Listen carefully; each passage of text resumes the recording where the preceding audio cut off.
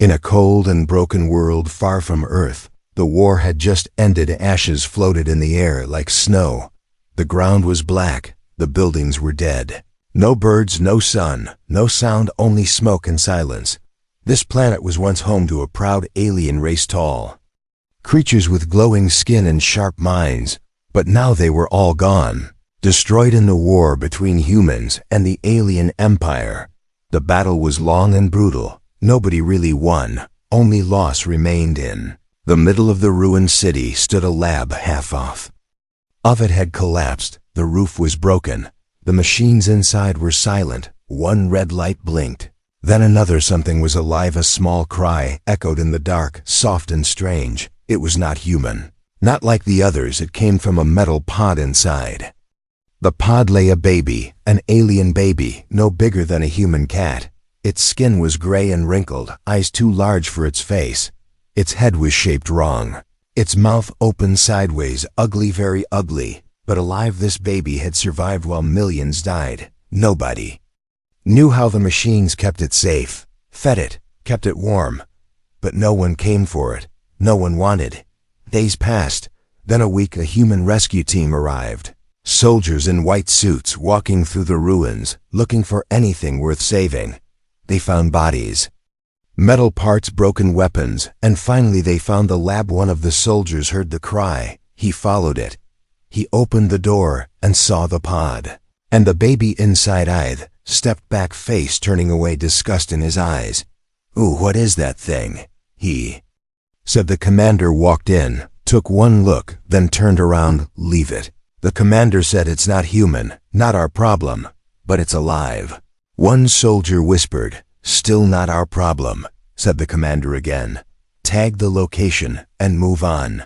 They left, but not all of them. Jake was a quiet man, a ship engineer, not a soldier. He fixed machines and flew small rescue crafts. He had no family, no medals, no voice in command, but he had eyes and a heart. He walked into the lab alone, looked at the baby. Again it was staring at him, not crying now, just watching. Jake took a deep breath, knelt down, and placed his hand on the pod. "Are you scared, little one?" he whispered. The baby blinked slowly. Its eyes wet, its mouth moved, not a cry, just a tiny sound like trying to speak. Jake looked around. No one saw him, no cameras, no orders. He pressed a button. The pod opened with a hiss, warm air escaped. The baby coughed, then reached out a hand, 3 fingers shaking, small, ugly, but soft. Jake's hand moved forward. He touched the fingers. Suddenly something happened, a memory, a flash. A picture in his mind, a burning sky, a giant machine, a woman crying, and then darkness. Jake pulled back. His heart raced. "What was that?" he whispered, but the baby just looked at him. Quiet and still. Jake closed the pod again, lifted it in his arms. It was light, too light. He walked quickly past the ruins, back to his ship. No one asked. No one saw, and if they did not care. On board, he hid the pod under his bunk. He started the engine, set course for the outer zone, and stared at the stars. "You're safe now," he said softly. The baby made a sound almost like a laugh, but not quite. Jake leaned back, thinking, wondering, why was this baby left here? Why did he feel this way? Why did he take? I didn't know. But one thing was clear. This baby, this ugly little alien, was now his responsibility. He would protect it. He would raise it, no matter what it was, no matter what it became. As the ship flew into the stars, the red light on the pod blinked again. Not a warning, but a signal. Something old, something deep, something watching far away in the dark. An ancient system woke up, and a silent message echoed across space. "The weapon lives, asterisk." The sound of crying echoed through the metal walls, not loud, not painful, just soft, almost like singing, almost like remembering. Jake sat beside the hidden pod on his ship, eyes half closed, hands shaking. He had not slept since they left the ruined planet. He couldn't. Baby was no longer sleeping.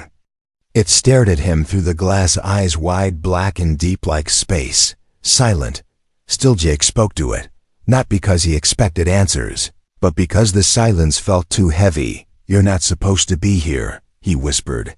"You're not mine. I don't even know what you are." The baby blinked one slow blink, then it made a sound, not crying, not growling a word, one small word. Dad. Jake froze, his breath caught. His heart jumped. He looked at the pod, his face pale. What did you say? He whispered. The baby said nothing, just looked at him like it had never spoken. Jake stood up, walked in circles, his boots tapping on the floor. He had worked with machines his whole life. Wires, gears, engines, things he could fix, things that made sense, but this alien child, this broken-looking thing, it made no sense at all, and yet Jake couldn't throw it away, couldn't leave it. Even when it scared him, he remembered how it reached for him, how its mind touched his for a second, a flash, a memory, not his memory. Something else. He opened the pod slowly, carefully. The baby didn't move, didn't cry. Jake took a cloth, wrapped it like a blanket, and lifted the baby in his arms. It was cold, skin like smooth rock, but it sighed. It relaxed in his hold, like it belonged. There Jake sat back down, held it close, rocked side to side. You called me Dad, he said. I don't know if that's true, but maybe I can try. He found an old bottle, poured warm liquid inside. The baby drank, not fast, not messy like it had done this before. That scared Jake more. Who taught it? Who programmed it? What kind of alien baby acts like this? The ship beeped, warning light, border patrol ahead. Wiped the baby's face, hid the pod under the bunk again, put on his jacket and walked to the front of the ship. 2 patrol drones scanned him, asked for ID, asked for cargo. Check. Jake smiled, spoke calmly, answered their questions. No life forms on board, he said. Just salvage parts and scrap. The drones scanned again, hummed for a moment, then moved away. Clear path. No alerts. Jake exhaled, walked back to the pod. You're a secret now, he said softly. A very dangerous one. That night the baby made new sounds, not words but patterns. Strange little songs, like signals, like code. Jake recorded them, played them back, tried to match them to any known language. Nothing matched, but one sound repeated again and again. Jake looked at the child, touched its small hand. It gripped his finger. In that moment, Jake made a decision, one he couldn't take back. He opened his logbook, wrote a name, Interspecies, unknown status, dependent relation, adopted child. Jake closed the log, turned off the lights, held Rin against his chest. You're not just a secret anymore, he said. You're mine now, outside the ship. Something moved in deep space, something large, old, and watching it heard his signal. It had felt the pod open. It had found the trace of the weapon, but it did not attack. Not yet. It waited for the weapon to grow, waited for the human to make a mistake. Inside the ship, Rin slept quietly, one arm resting on Jake's chest. His skin glowed for a second. Just a second. A pulse of blue light. Jake didn't notice. He was already asleep, dreaming of a life he never had, a child he never asked for, a bond he never expected. But somewhere deep in his heart, a new feeling had started to grow, not fear, not duty, love. The ship floated in silent space, far from patrol zones, far from stations, far from anyone inside that silence. A child laughed, not the soft laugh of a baby, not the giggle of a toddler, but something in between, something deeper, stranger. Rin was growing. Not like a human, not slowly. In just weeks he had changed, his arms longer, his face sharper, eyes glowing in the dark. Jake watched him every day, worried, confused, afraid, but also amazed. He tried to teach him letters, simple words Rin learned in minutes. He showed him math. Rin solved the problems before Jake finished asking. The child asked questions about space, about humans, about death. Jake never had good answers. But Rin kept asking, why am I different?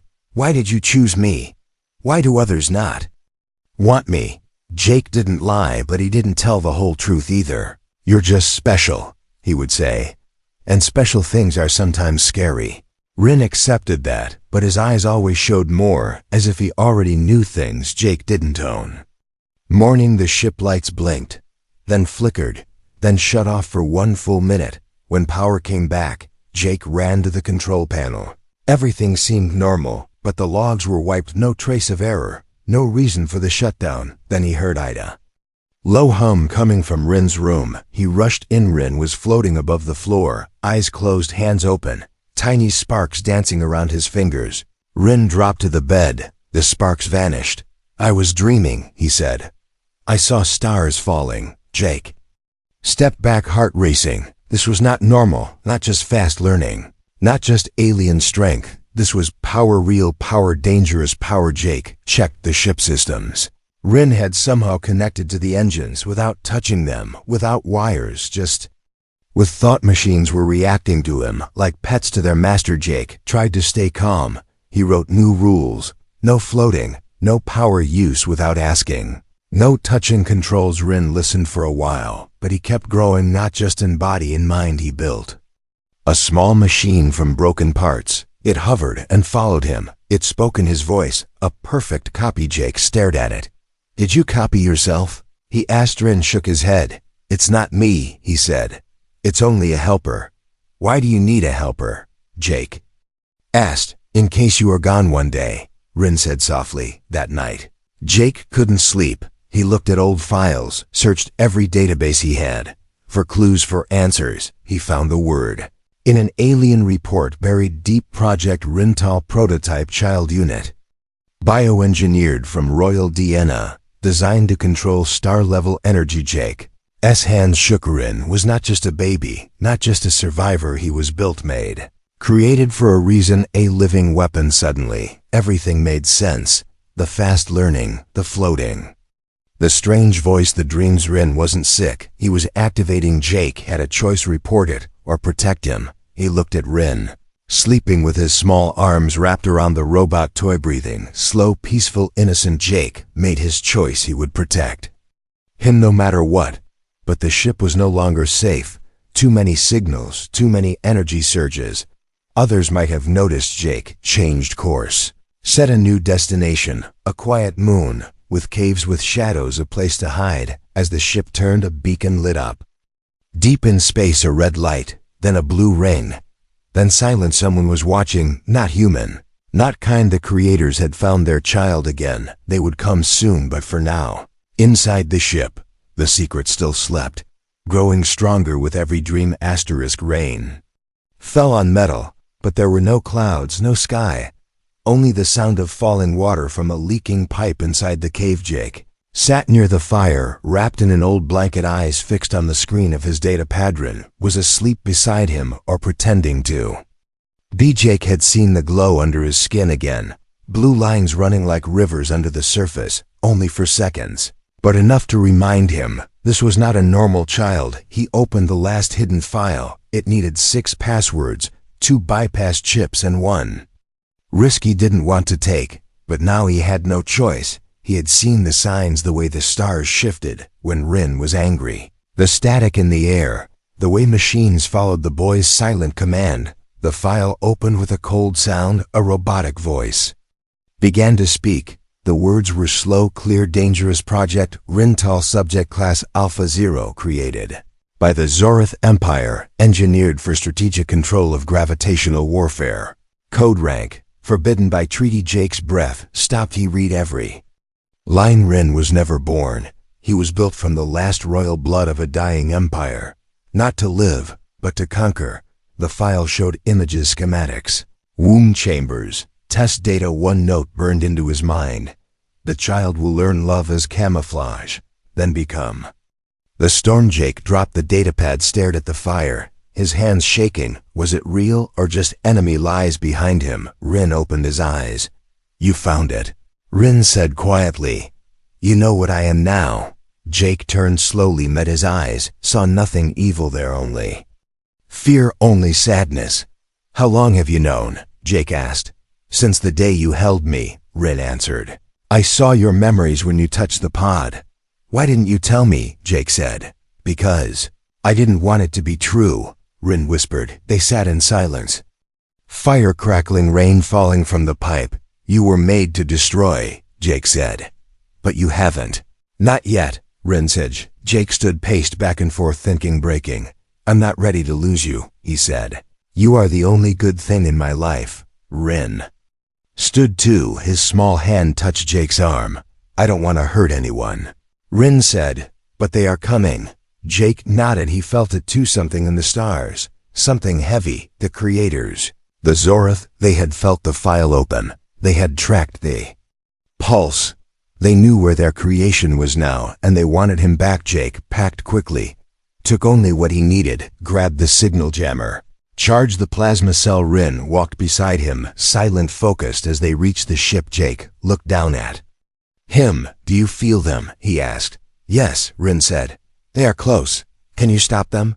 Jake asked. Rin didn't answer, just looked at the stars, his eyes glowing once again. Jake lifted him onto the seat, started the engine. The cave shook, an energy wave slammed across the moon. The first scout had arrived. They flew fast, through debris, through shadows, through forgotten space alarms. Screamed. Heat rose. Rin sat still, eyes closed, mouth moving with no sound. Jake looked back. Rin's skin was glowing fully now. Not blue, but gold like fire. Suddenly the engine stabilized. The heat vanished. The alarms went silent. Jake looked at the controls. They were off, not working, yet the ship flew faster than it ever had. "You're flying us," Jake said. "Only for now," Rin answered, "because this is only the beginning." Jake held the wheel anyway, even though it didn't matter. Even though the child had taken control, not because he could help, but because he was still a father, even if his son was something not made for. PC looked at Rin and whispered something only the stars could hear. "Whatever you are still my boy." Far behind in the ruins of the cave, the Zoroth scout lit a beacon. A message sent across galaxies: "Target located, Phase 2 begins." The floor was shaking, but there was no earthquake, no impact, no enemy nearby. Only Rin standing still, eyes closed, breathing slow. Jake watched from the doorway. He didn't speak, didn't move. Even the ship seemed afraid around Rin. Dust floated like snow. Light twisted around his hands, metal bent without being touched. This was not a game, not a spark, not a glitch. This was power, real power, awake, alive, uncontrolled. Jake stepped forward, called out, "Rin, can you hear me?" Rin opened his eyes. They were no longer black, no longer blue. They burned like stars. The floating dust fell. The ship stopped shaking. The metal returned to its shape. But something had changed. Jake could feel it, a pressure in the air, like gravity had doubled, like time had slowed. Rin blinked once, then sat down. "I didn't mean to do that," he said softly. "I was dreaming again." Jake knelt beside him, took his hand. It was warm, hot, even like holding a son. "What did you see?" Jake asked. "A machine," Rin said. "Big as a moon," a voice calling. "My name, but not yours, the old one. The name they gave me." Jake looked at the wall, his own name scratched into it, right beside Rin's, carved with care, like a family would do. "You are not their weapon anymore," Jake said. "You are my son now." Rin nodded. But the stars in his eyes did not fade. Jake tried everything. Turned off the ship lights, disabled the weapons, kept the food simple.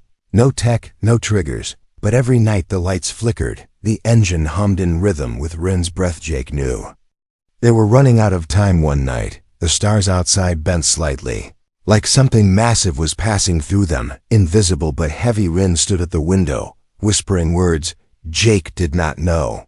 "What are you doing?" Jake asked, listening. Rin replied, "To what?" "To them." Jake walked closer, touched Rin's shoulder. Rin flinched, not in fear, but in pain. His skin was glowing again, but this time it cracked.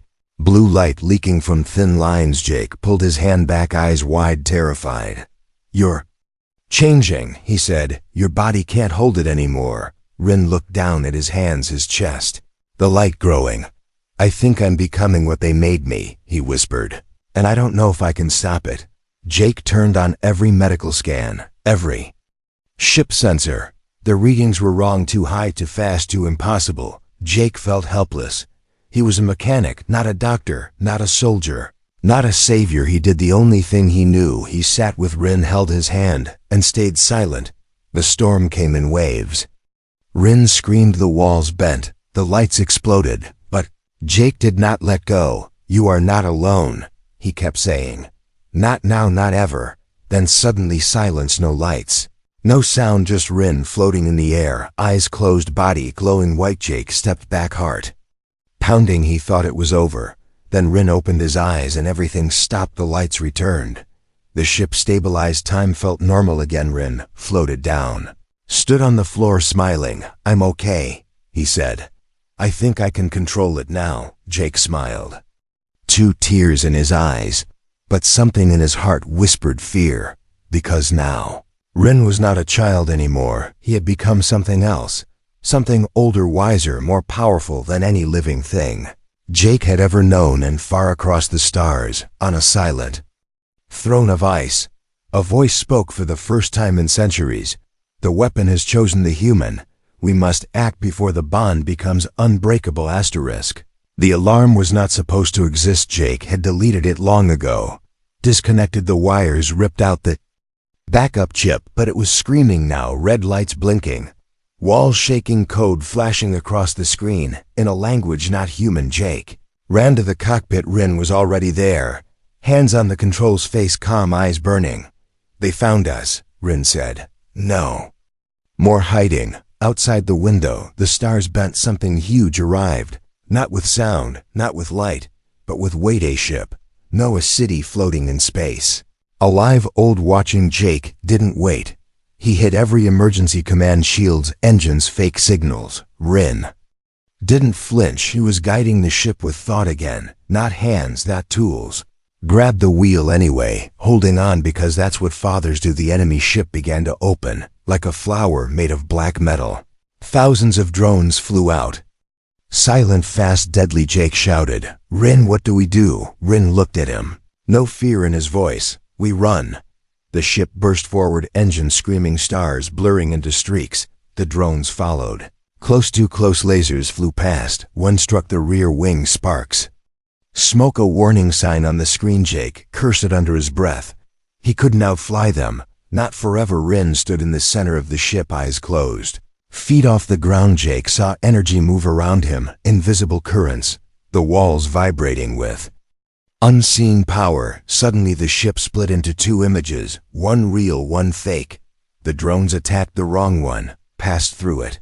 Confused, it gave them seconds, not minutes, but enough. Jake pulled the ship into a dive, spinning between 2 moons, hiding in the shadow of a broken asteroid. They landed hard, metal groaning, engines dying. Jake fell to his knees, coughing, bleeding from his shoulder. Rin walked over, laid a hand on the wound.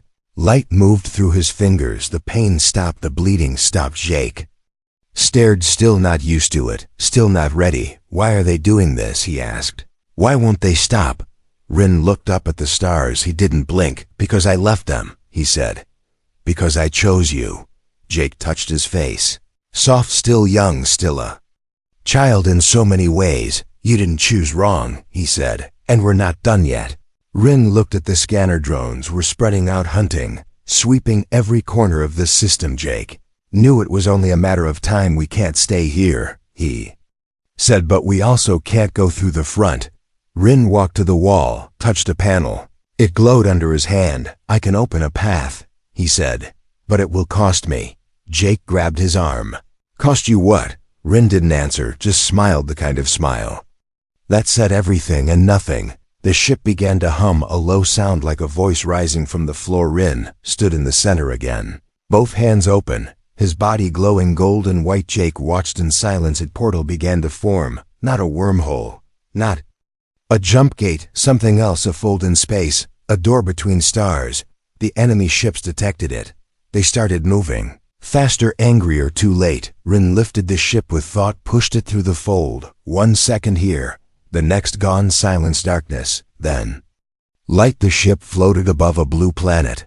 Unknown, quiet, safe for now. Jake slumped in his seat, eyes wet, hands trembling. Rin collapsed, his glow fading, body cold. Jake ran to him, held him tight, whispered his name again and again. Rin opened his eyes, smiled weakly. "I told you I can control it now." But Jake saw the cracks, the strain, the way Rin's voice shook. He had saved them again, but at a cost far away. The enemy ship floated in the wreckage of the fold. Watching, waiting. The weapon still lives, but the bond is too strong now. We must break the human, then the child will return. The air smelled like rain, but there was no rain, no clouds, no sky, just the quiet hum of a dying ship.